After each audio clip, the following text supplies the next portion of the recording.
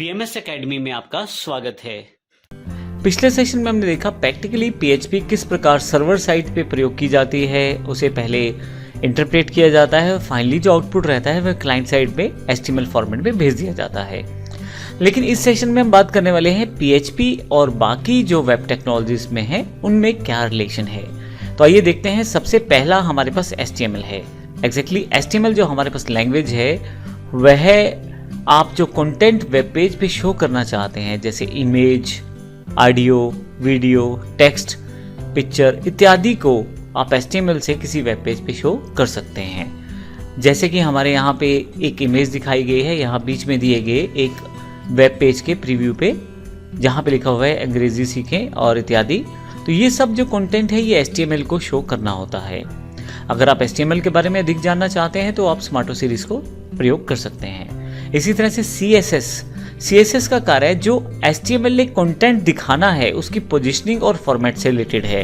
अब मान लीजिए आप यहाँ पे वंडर इंग्लिश लिखा हुआ है, तो आप इसको कहाँ रिप्रेजेंट करना चाहते हैं, आप लेफ्ट में, राइट में, या आप इसे सेंटर में रिप्रेजेंट करना चाहते हैं, और फिर आप इसको फॉर्मेट भी सेंड कर सकते हैं। इन सब चीज़ों को आप CSS के साथ आसानी से कर सकते हैं।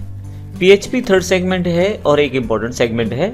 अगर आपकी वेबसाइट डायनेमिकली बनी हुई है, डेटाबेस ड्रिवन है, जहाँ पे डेटा उपयोग किया जाता है, तो ऐसे केस में PHP बहुत ही इंपॉर्टेंट हो जाती है।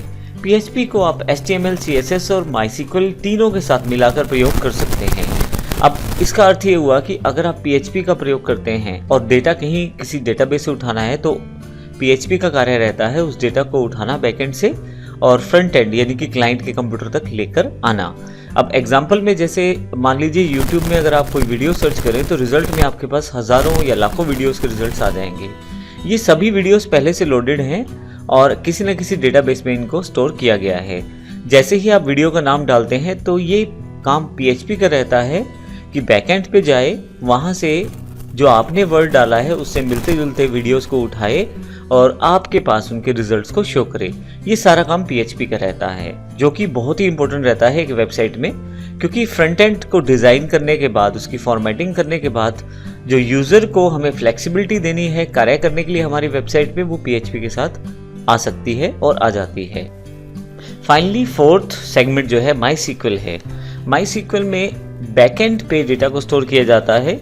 जैसे कि हमने अभी PHP के एग्जाम्पल की बात की थी, मान लीजिए YouTube काफ़ी सारे वीडियोस अपलोड करता है अपने पास, तो उन सब की एक लिस्टिंग करके डेटाबेस में रखा जा सकता है जो वीडियोस के साथ कनेक्टेड रहती हैं। जब PHP यूज़र के द्वारा ढूंढे गए वीडियो को सर्च करेगा तो उसको MySQL के पास आना पड़ेगा और वहाँ हो सकता है करोड़ों वीडियोज़ हों, उसमें से जो वीडियो यूज़र की सर्च के अनुसार मिलते हैं उन वीडियोस की एक लिस्ट बनाएगा और वेबसाइट तक लेके जाएगा।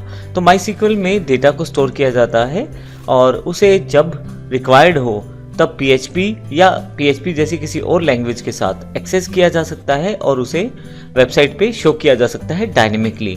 जैसे एग्जांपल एक और मैं यहाँ पे दे देता हूँ। अगर आप Amazon या Flipkart वेबसाइट पर जाएं और आप लैपटॉप देखना चाहते हैं 15,000 से लेकर 50,000 के बीच में अलग अलग कॉन्फ़िगरेशन के, तो ऐसे केस में यहाँ पे PHP का काम यूज़र से इनपुट लेना है और फिर MySQL के पास जाकर ये तय करना है कि जो लैपटॉप के रेट उठाए जाएं वह 15 से 50,000 के बीच हों।